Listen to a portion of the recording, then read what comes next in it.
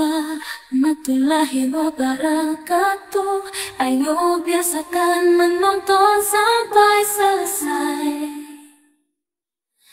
Ketemu lagi bersama Sastri Bakri Channel, tempat berbagi ilmu, berbagi cerita, berbagi budaya.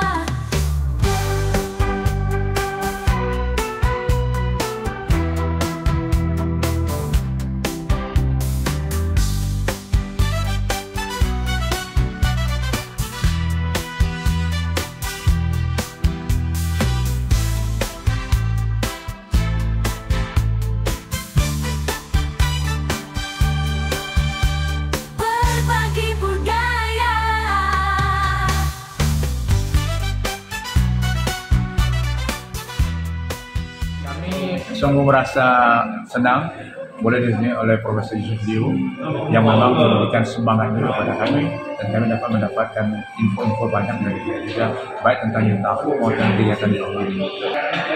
Kami dari HBT merasa senang dapat kunjungan dari Profesor Liu itu atas inisiatif Ibu Sastri, dan kesempatan ini tujuannya juga untuk mengembangkan pengetahuan kepada generasi muda di HBT maupun di mana. Bismillahirrahmanirrahim. Alhamdulillah, kita datang Kuomintang, Persatuan Johor yang paling lama di Batam, di Indonesia ini. Kita boleh tengok yang sejarah. Di berbagai sokong-sokong tinggal di sini, di Harmonis. Di Harmonis ini culture Indonesia di Sumatera ini barat lagi bagus. Ada kekayaan budaya, kekayaan sejarah, kekayaan sokong-sokong go Cina Johor dan Indonesia. Alhamdulillah, kita semua Malaysia.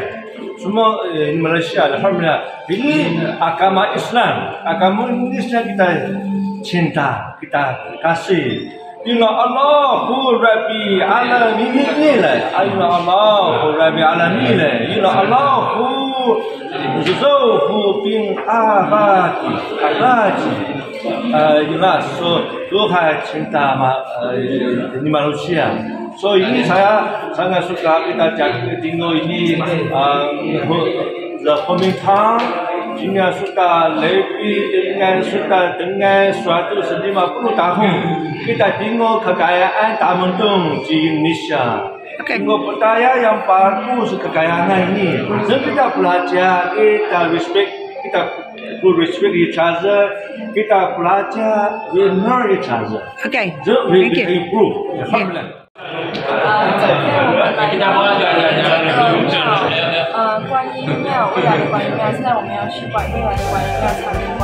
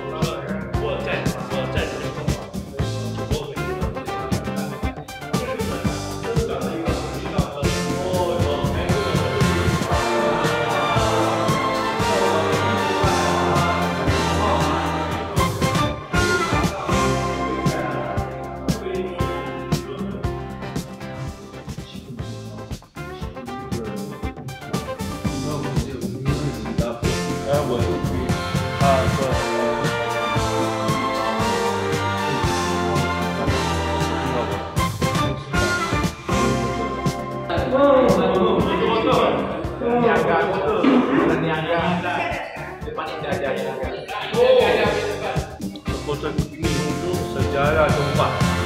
Alhamdulillah.我来这边了，跟大哥，是特高兴。要不然呢，我们这边我们可以讲一个bahasa Indonesia，bahasa Negara或者这个中华，我们讲华语，没有问题。